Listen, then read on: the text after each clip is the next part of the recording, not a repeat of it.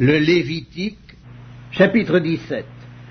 L'Éternel parla à Moïse et dit, « Parle à Aaron et à ses fils et à tous les enfants d'Israël, et tu leur diras, voici ce que l'Éternel a ordonné. Si un homme de la maison d'Israël égorge dans le camp ou hors du camp un bœuf, un agneau ou une chèvre, et ne l'amène pas à l'entrée de la tente d'assignation pour en faire une offrande à l'Éternel devant le tabernacle de l'Éternel, le sang sera imputé à cet homme. Il a répandu le sang, cet homme-là sera retranché du milieu de son peuple.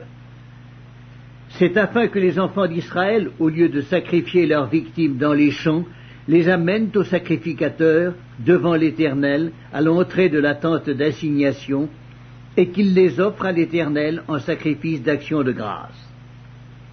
Le sacrificateur en répandra le sang sur l'autel de l'Éternel à l'entrée de la tente d'assignation, et il brûlera la graisse, qui sera d'une agréable odeur à l'Éternel. Ils n'offriront plus leur sacrifice aux boucs avec lesquels ils se prostituent. Ce sera une loi perpétuelle pour eux et pour leurs descendants.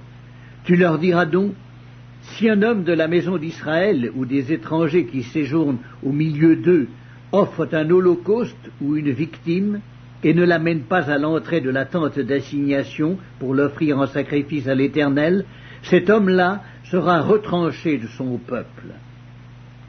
Si un homme de la maison d'Israël ou des étrangers qui séjournent au milieu d'eux mange du sang d'une espèce quelconque, je tournerai ma face contre celui qui mange le sang, et je le retrancherai du milieu de son peuple. Car l'âme de la chair est dans le sang. Je vous l'ai donné sur l'autel, afin qu'il servît d'expiation pour vos âmes, car c'est par l'âme que le sang fait l'expiation. C'est pourquoi j'ai dit aux enfants d'Israël, personne d'entre vous ne mangera du sang, et l'étranger qui séjourne au milieu de vous ne mangera pas du sang.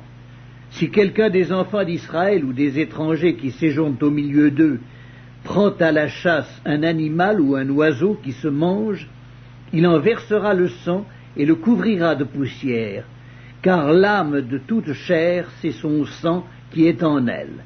C'est pourquoi j'ai dit aux enfants d'Israël, vous ne mangerez le sang d'aucune chair, car l'âme de toute chair, c'est son sang.